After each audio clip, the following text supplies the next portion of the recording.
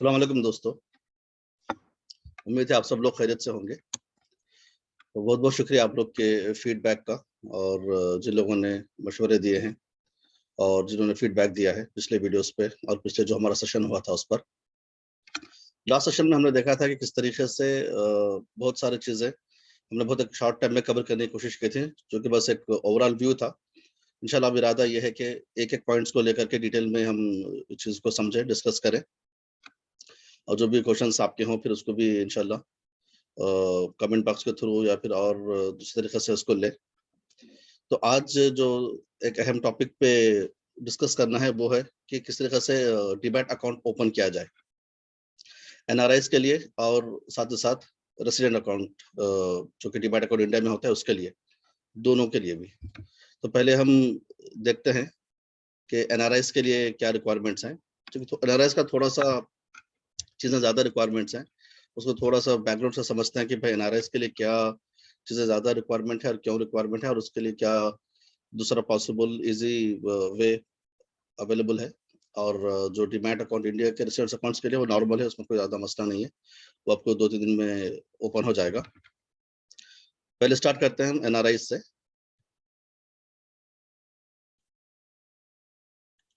NRIs के लिए आपको इस पीपीटी के थ्रू मैं चंद पॉइंट शेयर करता हूँ।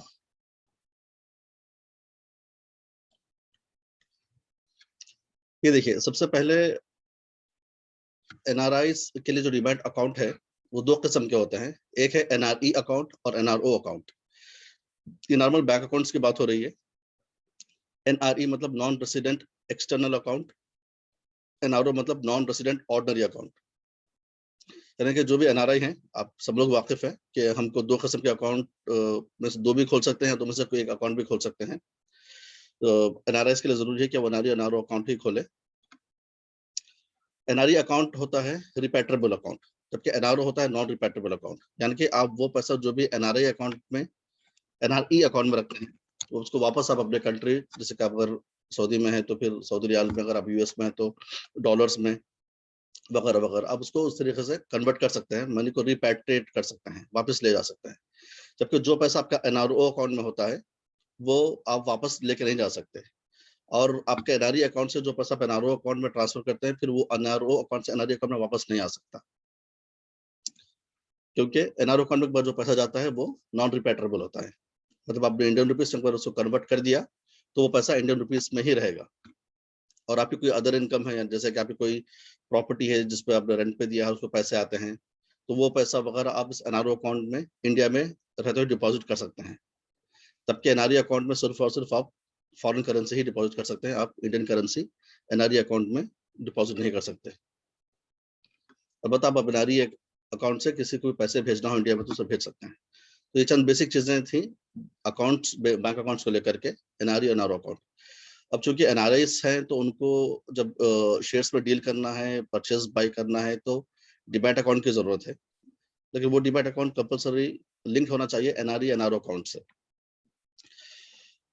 और एनआरआईज के लिए डीमैट अकाउंट खोलने के लिए एक और कंडीशन है, वो आरबीआई से एक लेटर चाहिए जिसका नाम है पीआईएस लेटर, यानी कि पोर्टफोलियो इन्वेस्टमेंट स्कीम। जैसे कि आपके सामने ये पॉइंट है पीआईएस, पोर्टफोलियो इन्वेस्टमेंट स्कीम। यानी कि गवर्नमेंट आरबीआई चाहती है कि जो भी इन्वेस्टमेंट्स एनआरआईज के थ्रू हो रहा हो उसके ऊपर प्रॉपर नजर रखी जाए, उसको ट्रैक किया जाए। ऐसा ना हो कि कोई कंपनी एनआरआई एक्वायर कर ले, तो उसके बहुत सारे कंडीशंस हैं। इनके लिए एक स्पेशल एक्ट भी है जिसको हम फेमा कहते हैं, फॉरेन इन्वेस्टमेंट मैनेजमेंट एक्ट। वो उसके बाद में हम थोड़ा उसका भी एक पॉइंट है यहाँ पे देख लेंगे। सो पीआईएस के लिए आपको लेटर चाहिए आरबीआई से। एनआरई एनआरओ अकाउंट होना पहले जरूरी है, फिर सेकंड आपके पास पीआईएस अप्रूवल लेटर चाहिए आरबीआई का। और एनआरई एनआरओ अकाउंट आप किसी भी ब्रांच में खोल सकते हैं जहाँ पे ये इसकी फैसिलिटी है। आपके तकरीबन सबके एनआरई एनआरओ अकाउंट मौजूद होंगे। गवर्नमेंट बैंक से भी खुलते हैं, प्राइवेट बैंक से भी खुलते हैं, एचडीएफसी, एसबीआई, एसबीएच, तकरीबन सभी अकाउंट कमर्शियल बैंक्स में ये अवेलेबल है। और हम जो डीमैट अकाउंट खोलेंगे पीआईएस स्कीम के थ्रू, वो लिंक होगा एनआरई एनआरओ अकाउंट से। फिर NRE account allows only investment equity market. दोनों में फर्क क्या है? जब एनआरई में भी हम खोल सकते हैं, एनआरओ में भी खोल सकते हैं, तो बेसिक फर्क यही है कि एनआरई अकाउंट में आप जो अकाउंट खोलोगे वो उससे सिर्फ आप इक्विटी यानी कि शेयर्स वगैरह मार्केट में खरीद सकते हैं और बेच सकते हैं। जबकि अगर एनआरओ अकाउंट के थ्रू खोलोगे तो आप debentures, debts, mutual funds, IPOs वगैरह में भी इन्वेस्ट कर सकते हैं। आईपीओस होता है कि जब कोई कंपनी प्राइवेट कंपनी है और वो पब्लिक कंपनी बनने जा रही है, यानी कि उसको पैसा पब्लिक से लेना है, फंड रेस करना है, कैपिटल रेस करना है, उसके बेसिस पे बिजनेस करना है, तो वो आईपीओ लेकर के आते हैं अपना मार्केट में। इसके बारे में हम आने वाले कुछ वीडियोस में डिटेल में देखेंगे। तो जो भी कंपनी के आईपीओस आ रहे हैं उसके ऊपर भी कोई एनालिसिस कर सकता है। तो अगर आपको उस आईपीओस में इन्वेस्ट आप करते हैं तो चूंकि सपोज एक 1 लाख शेयर्स वो लोग शेयर होल्डर्स बेचना चाह रहे हैं, उनके पास सपोज है 1 करोड़ शेयर है, उसमें से हो सकता है वो लोग आपको कुछ 10 लाख शेयर्स बेचना चाह रहे हैं मार्केट में। वो शेयर्स की वैल्यू अगर बुक वैल्यू यानी कि अगर वो share as per the books देखा जाए तो उसकी वैल्यू अगर 10 रुपए हो, लेकिन चूंकि कंपनी का बहुत अच्छा प्रॉस्पेक्ट है, ग्रोथ है वगैरह, तो फिर उसके पीछे प्रीमियम भी कंपनीज लगाती है, यानी कि आपको 10 रुपए का शेयर महंगा खरीदना पड़ता है। वो लोग एक प्राइस बैंड फिक्स करते हैं। सपोज एक 10 रुपए का शेयर है तो हो सकता है वो 70 से 80 रुपए के बीच में एक प्राइस बैंड फिक्स करें। तो आपको जो भी शेयर आप अप्लाई करोगे तो आपको 70-80 के बीच में आप एक प्राइस दोगे और वो प्राइस अलॉट हो गया तो फिर आपको कंफर्मेशन मिल जाएगी कि ये आईपीएस में आपको शेयर मिल गए हैं।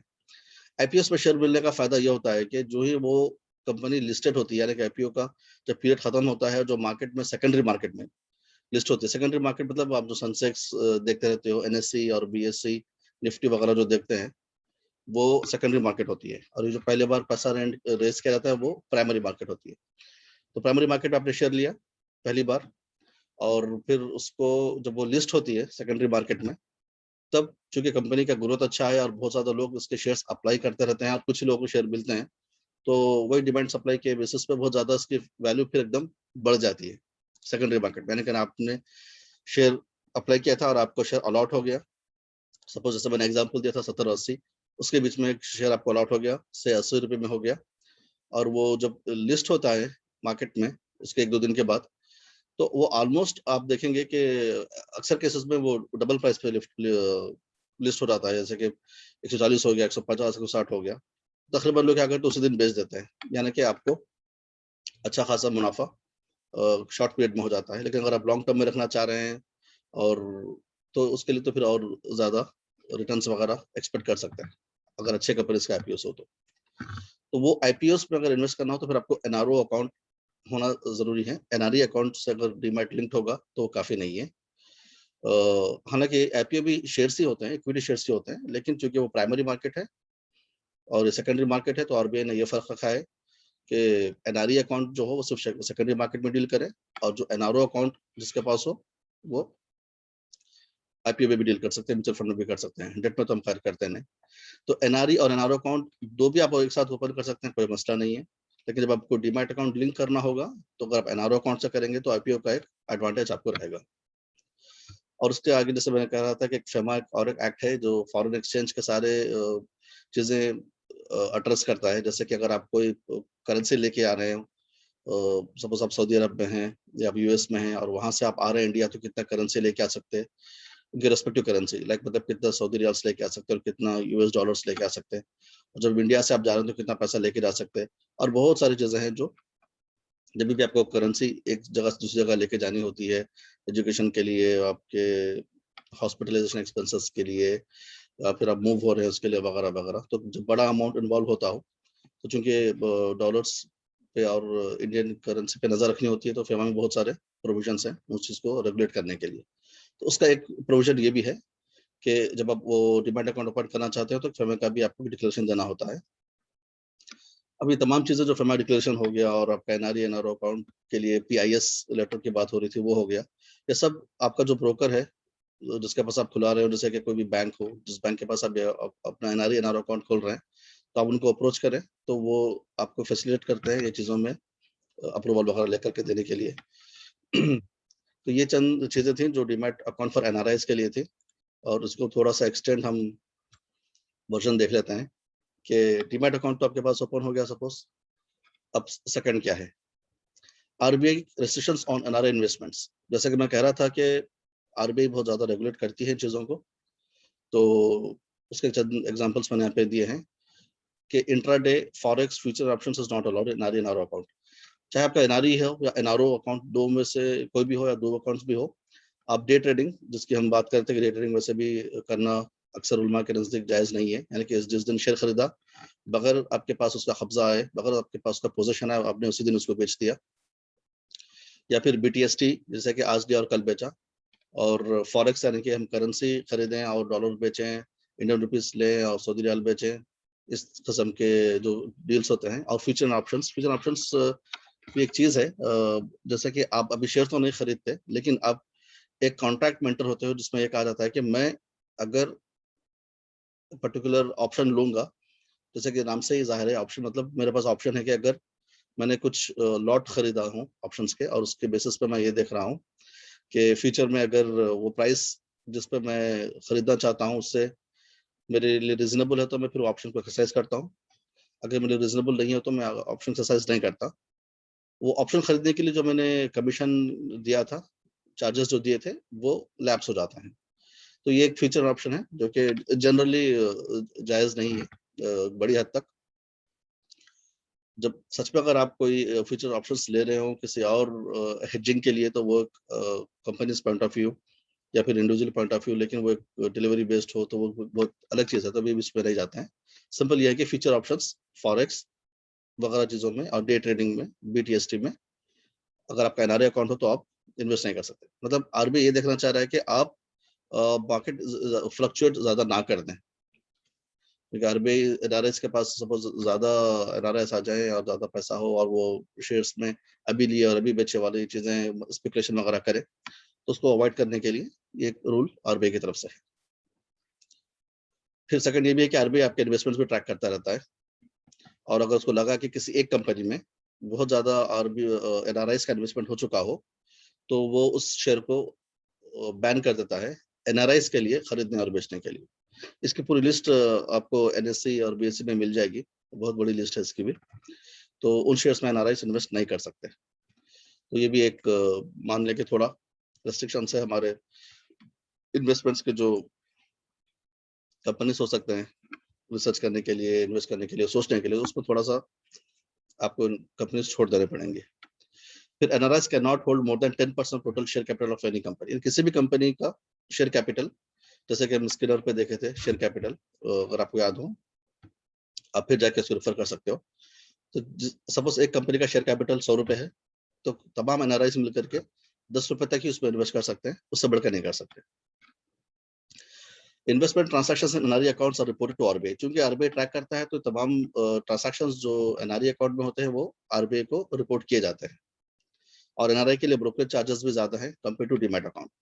तो ये चंद स्पेसिफिक आइटम्स थी एनआरई एनआरओ अकाउंट के पॉइंट ऑफ व्यू से जो एनआरआईस के लिए खोलना होता है।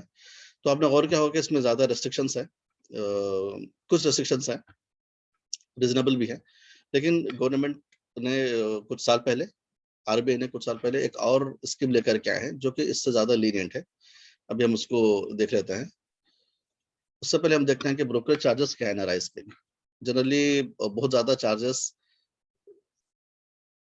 ब्रोकरेज के जो होते हैं वो कंपेयर टू डीमैट अकाउंट जो इंडिया में रेसिडेंट्स के पास है, उससे कंपेयर करते हुए देखा जाए तो एनआरआईस को जो चार्जेस लगते हैं वो थोड़ा सा ज्यादा है। Best stock broker for NRIs in India, ये चंद मेजर मेजर स्टॉक्स मैंने लिया है इंटरनेट से। अगर आप जरूरत देखें जो आजकल बहुत ज्यादा चल रहा है, बहुत ज्यादा इन्वेस्टमेंट इनके पास है, जैसे अगर आप देखें कि एक्टिव क्लाइंट्स लास्ट कॉलम जो बता रहा है उनके पास, तो तकरीबन उनके पास 3 मिलियन, 3.7 मिलियन, 37 lakhs इनके पास अकाउंट होल्डर्स हैं। वो सबसे कम भी चार्ज कर रहे हैं, वो 0.1% चार्ज करते हैं, और मैक्सिमम 200, यानी कि जो भी आप मार्केट में डील लेंगे, जो भी आप शेयर्स खरीदेंगे उसके वैल्यू का 0.1% चार्ज करेंगे। अगर वो 0.1% चार्ज 200 के अमाउंट से बढ़ के हो गया तब वो 200 पे रुक जाएंगे, 200 से ज्यादा वो चार्ज नहीं करेंगे। फिर एंजल ब्रोकिंग है, उसी तरह से ऐसे डायरेक्ट, एचडीएफसी, कोटक, शेर खान, आईपीएल वगैरह वगैरह, सबके अपने अपने परसेंटेजेस पे मेंशन है। मैंने बस आपके अंडरस्टैंडिंग के लिए दिया है कि जिसका जो भी अकाउंट ऑलरेडी जिस बैंक में हो, एनआरई एनआरओ हो, तो वो एक बार इसको देख ले, अंदाजा मिल जाए कि क्या चार्जेस लगते हैं। फिर उसके बाद हाँ, अब वो वाली थोड़ी सी लीनेंट स्कीम जो आरबीआई ने लेके आई है इन्वेस्टमेंट्स के लिए, उसमें देखते हैं। ये थोड़ा हमारे लिए ज़्यादा ईज़ी है, इसमें अकाउंट खोलना वगैरह। अकाउंट खोलने के लिए तो खैर दोनों में भी बराबर रिक्वायरमेंट्स है, लेकिन उसको ऑपरेट करना और उसमें ज़्यादा मौके हैं इस स्कीम में, इन्वेस्टमेंट्स की कंपनीज़ को सर्च करने के लिए और उसमें इन्वेस्ट करने के लिए। पहली चीज़, NRIs can now acquire and hold on a non-repatriation basis equity shares, convertible preference shares, convertible debentures, warrants or units that will be considered domestic investments at par with investments made by residents using their NRO accounts. यानी कि जिस तरीके से एक resident जो India में रहता है, जिसके पास एक नॉर्मल सेविंग बैंक अकाउंट है और डीमैट अकाउंट है, उसने डीमैट अकाउंट खोला है, जिस तरीके से वो डील करता है, शेयर्स खरीदता और बेचता है, और दूसरे आइटम्स जैसे कि आपके वारंट्स हो गए और debentures, preference shares, mutual funds, IPOs, उस तरीके से एक एनआरआई भी कर सकता है, लेकिन उसको लेना पड़ेगा एनआरओ नॉन पीआईएस अकाउंट। जैसे कि नाम से जाहिर है, ये पीआईएस अकाउंट नहीं है, लेकिन ये एनआरओ अकाउंट है और नॉन रिपैट्रिएशन बेसिस पर है। यानी कि जैसे कि हमने इससे पहले देखा था, एनआरई और एनआरओ अकाउंट में फर्क ये था कि जो अमाउंट एनआरई से एनआरओ चला गया था, वो एनआरओ से एनआरई वापस नहीं आ सकता था। क्यों? क्योंकि जो पैसा एनआरओ अकाउंट में रहता है वो नॉन रिपैट्रिएशन है, आप उसको वापस इंडियन करेंसी से किसी और करेंसी में आप कन्वर्ट नहीं कर सकते।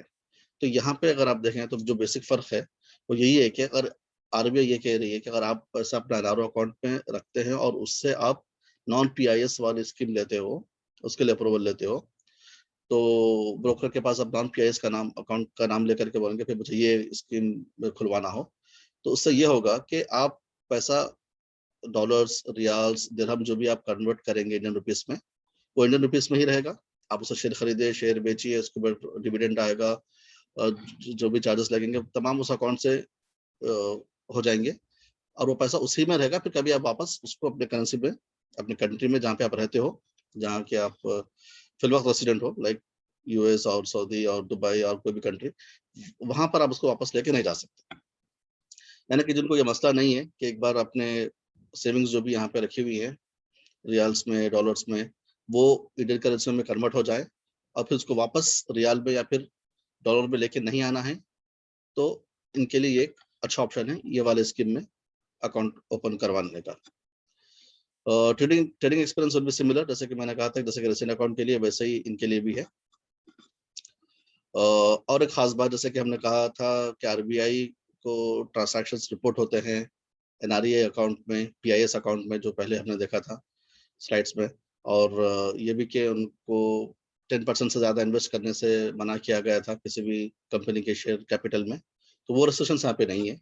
ना ही आरबीआई को अमाउंट उसके ट्रांजैक्शंस रिपोर्ट होंगे और ना ही आपको इसी लिमिट लगाई जाएगी, और जो लिमिट ऑलरेडी एनएससी वगैरह पे लगी हुई है एनआरआईज के, जिसमें इन्वेस्ट नहीं कर सकते, वो अगर आपके पास ये अकाउंट है तो अप्लीकेबल नहीं है। आप उस शेयर्स पर भी इन्वेस्ट कर सकते हो जिसमें आरबीआई ने एनआरई अकाउंट के लिए रिस्ट्रिक्शंस लगाई है, क्योंकि ये एनआरई अकाउंट नहीं है, ये एनआरओ नॉन पीआईएस अकाउंट है। और उसमें ब्रोकरेज देखें आप तो थोड़ा सा बेटर है, उससे बेहतर है इन टर्म्स ऑफ, अगर मैक्सिमम आपका 100 रुपीज से बढ़ता हो तो। वैसे देखा जाए तो 2.5% है, थोड़ा सा ज्यादा है, क्योंकि इसमें फैसिलिटी ज्यादा है तो थोड़ा सा ब्रोकरेज भी ज्यादा है। और चूंकि आरबीआई को ज्यादा मसला नहीं है, एक बार पैसा कन्वर्ट हो गया इंडियन रुपीज में, उसमें पड़ा रहेगा। अब आपको लॉस हो, प्रॉफिट हो, खरीदे बेचे, सब इंडियन रुपीस में ही रहेगा, तो कभी फिर उसका इम्पैक्ट इंडिया की करेंसी पे, इंडिया के एक्सचेंज रेट पे नहीं पड़ सकता है। तो आरबीआई को उससे कोई मसला नहीं है, उन्होंने ईज ऑफ इन्वेस्टमेंट के लिए स्कीम लेकर के आए हैं एनआरआईज के लिए। ये था एनआरई, एनआरओ अकाउंट, इसके ब्रोकरेज वगैरह। अभी हम देखते हैं कि रिक्वायरमेंट्स इसमें क्या क्या होंगे। आपको अकाउंट ओपनिंग फॉर्म चाहिए, जिसका भी आप अकाउंट ओपनिंग फॉर्म ले रहे हो, जो भी जिसके पास ब्रोकरेज फर्म के पास आप खुलवा रहे हो। फिर यहाँ अगर आप एनआरआईज हैं तो आपको पैन कार्ड, आपका पासपोर्ट, आपका कैंसल चेक वगैरह अटेस्टेड करवा करके सबमिट करना पड़ेगा, और आपका Indian proof, Indian address as well as foreign address भी आपको अटेस्ट करवाना पड़ेगा, जो कौंसल जनरल से हो सकता है, एम्बेसी से हो सकता है, नोटरी से, पब्लिक नोटरी से हो सकता है, वगैरह वगैरह। और फेमा एंड फैट का सीएसआर डिक्लेरेशन, ये सीएसआर डिक्लेरेशन मिडिल ईस्ट में लगेगा, और फैट का वो लोग जो यूएस वगैरह में रहते हैं उनके लिए फैट का लगेगा, और FEMA तो जैसे मैंने बताया FEMA का डिक्लेरेशन भी चाहिए। ये चंद चीज़ें लगेंगी, और जहाँ पे भी आप अकाउंट ओपन कर रहे हो वो लोग आपको उसमें गाइड कर देंगे कि कहाँ से लेना है, कैसे करना है, तो उसका कोई ज़्यादा इश्यू नहीं होगा। NRS का एक बात ये है कि सब आपको यहाँ से करवा करके कुरियर करना पड़ेगा, या अगर आप इंडिया जा रहे हो तो आप उस वक्त खुलवा लें। ऑलरेडी खुला हुआ हो तो बहुत अच्छी बात है, अगर नहीं खुला हुआ हो तो यहाँ से कुरियर का आपको एक बार आपके ब्रोकरेज फर्म में जो भी रिप्रेजेंटेटिव रहेगा उससे आप इंटरनेट पे जा करके भी चैट वगैरह करके, और या फिर उनसे कॉन्टैक्ट करके, जो जैसे नाम उससे पहले दिए गए थे कि उसमें से कोई भी एक ब्रोकरेज फर्म का या बैंक्स का आप कॉन्टैक्ट करके उनको बता सकते हैं कि मुझे ये चीज़ें चाहिए, वो आपको गाइड करेंगे। फिर ये चीज़ें आप यहाँ से अटैच करवा के कुरियर करेंगे तो अकाउंट खुल जाएगा। तो ये चंद चीज़ें थी खास तौर पे NRIs के लिए। अभी अगर हम रेसिडेंट और डीमैट अकाउंट पे आते हैं तो बहुत ही आसान है। आपको वो लोग अगर फ़ोन करेंगे तो घर पे भी आके खोल के जाया करते थे पहले, आई होप अभी भी चल रहा हो। वैसे ज़रोदा वगैरह अभी भी घर पे आके करते हैं, लेकिन चूँकि पैंडेमिक का टाइम है तो अभी ये सर्विस बंद हुई है, लेकिन आप अभी भी बैंक या ज़रोदा वगैरह जाके कर सकते हैं। इसके लिए आपके पास कंपल्सरी एक बैंक अकाउंट होना चाहिए, सेविंग बैंक अकाउंट। फिर आपके पास एक डीमैट अकाउंट खोलने के लिए पैन कार्ड होना ज़रूरी है, क्योंकि आपके टैक्सेस वगैरह जो भी होंगे गवर्नमेंट यहीं से ट्रेस करेगी। Pan card, passport, cancel cheque, फिर इंडियन एड्रेस प्रूफ चाहिए। यहाँ पे भी मैंने कुछ नाम दिए हैं जो डीमैट अकाउंट्स के लिए फेमस ब्रोकरेज फर्म्स हैं, कंपनीज हैं, और जिसके ऊपर रिलाई किया जा सकता है। जैसे दूसरे बहुत सारे भी होंगे, कुछ मिड साइज के भी होंगे। मैंने जो बड़े-बड़े नाम हैं जो आप लोग भी अक्सर सुने होंगे वही यहाँ पे मेंशन किए हैं। ऐसे-ऐसे डायरेक्ट हो गया, HDFC सिक्योरिटीज़ है, 5 पैसा, Upstox, HDFC securities, India Infolines, Zerodha, Angel Broking, Axis Bank वगैरह। इनके ब्रोकरेज चार्जेस एक बार देख लीजिए। इनके डिफरेंट ब्रोकरेज चार्जेस होते हैं, ज़्यादा फ़र्क नहीं होता है, और उसमें भी विथिन दी सेम कंपनी आपको 3-4 अलग-अलग ब्रोकरेज चार्जेस होते हैं, और उसमें डिफरेंट फैसिलिटीज़ होते हैं। अगर आप F&O कर रहे हो, फ्यूचर्स एंड ऑप्शंस, तो उसमें अब ज़्यादा आपको ब्रोकरेज लगेगा, वो ज़्यादा आपको मार्जिन भी देंगे पैसा। मतलब इतना मार्जिन कि आप उसको यूज़ करें, जितना पैसा बैंक में रखते हैं उससे ज़्यादा आपको मार्जिन वो देंगे। तो उस लिहाज से फिर वो चार्जेस भी चेंज होंगे। लेकिन चूँकि हम लोग इक्विटी शेयर्स में कर रहे हैं, इक्विटी शेयर्स में हमारा कंसंट्रेशन है, आप लोग न्यू बिगिनर्स हैं, दूसरी जगह हमको जाना भी नहीं है, ना डेट में जाना है, ना F&O में जाना है वगैरह-वगैरह, ना इंट्राडे में जाना है। इंट्राडे में चार्जेस ज़्यादा लगते हैं बाय द वे, और वो उसके चार्जेस भी ज़्यादा हैं, उसमें टैक्सेस भी ज़्यादा है। तो आप जब अकाउंट खोल रहे हैं तो मेक श्योर करें कि आप इक्विटी शेयर्स का नॉर्मल अकाउंट लें, उसमें ज़्यादा चार्जेस नहीं रहते, और आप जो भी बंदा आपको फैसिलिटेट कर रहा है चीज़ें, उससे डिस्कस कीजिए, या अगर मुझसे कुछ पूछना हो तो फिर आप इस वीडियो के कमेंट के थ्रू या फिर किसी और तरीके से पूछ सकते हैं। अब ये तो ब्रोकरेज चार्जेस जो भी होंगे, उसके अलावा आपको और एक चार्ज लगेगा और टैक्स लगेगा इनफैक्ट, वो है securities transaction tax and income tax implications. Tax के लिए हमको एक डिफरेंट वीडियो चाहिए एक्सप्लेन करने के लिए कि क्या-क्या इम्प्लीकेशंस हो सकते हैं शॉर्ट टर्म में, कैपिटल गेन टैक्स क्या है, शॉर्ट टर्म टैक्स क्या है, रेट्स क्या है, टीडीएस कितना उसके लिए डिडक्ट होगा, और कौन से केसेस में होगा, एनआरआईज़ के लिए क्या होगा, रेसिडेंट्स के लिए क्या होगा। तो अभी फिलहाल उसकी ज़रूरत नहीं है। अभी तो आप लोग बिगिनर्स हैं, अभी स्टार्ट कर रहे हैं। इंशाल्लाह स्टार्ट कीजिए। इंशाल्लाह इतना इनकम कमाइए कि आपको उस पे टैक्स लगे। फिर जब हम उस टैक्स पे आएँगे, अलबत्ता एक टैक्स है जो सबको पे करना पड़ता है, वो है सिक्योरिटीज़ ट्रांजैक्शन टैक्स। वो जब आप कोई भी शेयर खरीदते हैं, जैसे कि आपने कोई ₹10 का शेयर खरीदा, फिर उसके ऊपर एक सपोज़ 0.2 या 0.3% चार्जेस ऑलरेडी आपको ब्रोकरेज के देने पड़े, तो वो 10 का 0.3 हो गया। फिर उसके ऊपर जो सिक्योरिटीज़ ट्रांजैक्शन टैक्स है वो लगेगा, वो सब मिला करके सपोज़ और आपको लग गया 0.5, तो तकरीबन आपको ₹10 का शेयर, आपका ब्रोकरेज और आपका ट्रांजैक्शन टैक्स ये सब मिला करके ऑलमोस्ट 10.8, 10.9, 10.7, 11 के आसपास जा सकता है। तो शेयर प्राइस होगी, प्लस ब्रोकरेज होगा, प्लस एसटीटी होगा, सिक्योरिटीज ट्रांजैक्शन टैक्स, और उसके अलावा इनकम टैक्स लगेगा, वो साल में एक बार होगा, और वो उसके इम्प्लीकेशंस आगे चल के हम किसी और मौके पर देखेंगे। तो ये चंद चीज़ें थे डीमैट अकाउंट रेसिडेंट्स के लिए, इससे पहले हमने देखा एनआरआईज़ के लिए।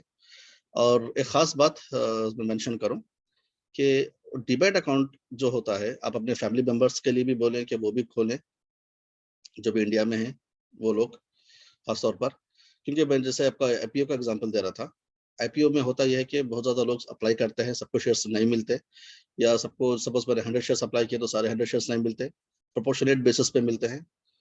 और जिसका प्राइस सबसे ज़्यादा उनको सूटेबल दिखा उसके हिसाब से वो प्रोपोर्शनेट करते हैं। और सपोज मैंने 100 अप्लाई किए तो हो सकता है मुझे सिर्फ 40 मिले या 35 मिले, हो सकता है कभी बाई लक सारे 100 मिल जाए, और ऐसा हो सकता है कभी मिले ही ना। तो बेहतर ये है कि आपके प्रोबेबिलिटी बढ़ाने के लिए कि आपको किसी ना किसी को मिल जाए फैमिली में। अगर आपके पास फैमिली में सपोज 4 मेंबर्स हैं एडल्ट, जो जिनका बैंक अकाउंट है, जिसका पैन अकाउंट है वगैरह वगैरह, नहीं है तो खोल लीजिए, और उसको फिर चारों मिलकर अप्लाई करेंगे डिफरेंटली इंडिविजुअली, तो हो सकता है इंशाल्लाह उसमें से किसी एक को मिल जाए। और आईपीओ में मिलना अच्छी चीज़ है, और बहुत सारे अच्छे आईपीओ आते रहते हैं, और इस साल भी बहुत सारे आईपीओ आने वाले हैं। इंशाल्लाह हम आगे के वीडियोस में इस आईपीओ को भी कवर करेंगे। तो इंशाल्लाह एक बार आपके पास अकाउंट ओपन हो जाए तो फिर हमें भी सेशन रखेंगे कि किस तरीके से परचेज करना है, बाय करना है, सेल करना है, कौन से रिपोर्ट्स जनरेट करना है, आपके होल्डिंग्स पोर्टफोलियो कहाँ पे नजर आएगा, कितना फंड्स आपके पास है, कितना फंड्स कैसे उसमें आपके नॉर्मल अकाउंट से डीमैट अकाउंट में पैसे लेके आने हैं, कैसे डीमैट अकाउंट से सपोज आपको पैसे निकाल देने हैं तो कैसे वापस आपके बैंक सेविंग बैंक अकाउंट में वापस लेके जाना है वगैरह वगैरह। तो ये तमाम चीज़ें आसान हैं, यूजर फ्रेंडली हैं, समझ में कोई मुश्किल नहीं। जैसे कि आप एक नेट बैंकिंग इस्तेमाल करते हैं उसी तरीके से वो भी इस्तेमाल कर सकते हैं। तो ये चंद चीज़ें थी जो आपसे शेयर करना चाह रहा था, क्योंकि अकाउंट ओपनिंग बहुत इंपॉर्टेंट है। आप ये काम पहले स्टार्ट कर दीजिए ताकि जब आपको मार्केट में मौका रहे एंटर होने का, तो आपके पास ये मजबूरी ना हो कि आपके पास डीमैट अकाउंट नहीं है इसलिए आप उसमें एंटर नहीं हो पा रहे हैं। तो आप इसको मेक श्योर करें कि ये मसले आपके पहले ही रिजॉल्व हो जाए, और फिर हम उसको आगे चल करके फिर देखेंगे कि किस तरीके से इजीली इसको यूज़ किया जा सकता है। और ख़ास तौर पर जो इंडिया में हैं, आप उन लोगों को भी बोलें कि अपना डीमैट अकाउंट खोलें, और वहाँ थोड़ा ज़्यादा आसानी से खुल जाएगा, और उनको भी फाइनेंशियली अवेयर करें, और उनको भी इसमें इन्वेस्ट करने के लिए और बेसिक समझाने के लिए जो मैंने वीडियोज़ बनाए हैं वो शेयर कीजिए, और उसपे भी कुछ क्वेश्चंस वगैरह हो तो फिर पूछ सकते हैं। तो ये आज का टॉपिक था, क्योंकि ये बेसिक टॉपिक है इसलिए मैंने पहले इसको रखा है। इंशाल्लाह फिर आने वाले टॉपिक्स पे हम वन बाय वन एक-एक इम्पोर्टेंट चीज़ लेकर के डिस्कस करते जाएँगे, और शायद वीकली वन्स या ट्वाइस हम एक सेशन 1 टू 1 जैसे कि ज़ूम पे होता हो वो भी रखेंगे, ताकि अगर face to face questions answer करना हो तो वो भी हो जाए। और मीन टाइम जहाँ भी मुझे वक़्त मिले मैं ऐसे आपको वीडियोज़ शेयर करता रहूँगा। उम्मीद है आपको आज की इन्फॉर्मेशन अच्छी लगी, और इस चीज़ को दूसरों तक भी पहुँचाइए। जज़ाकल्लाह खैर। शुक्रिया।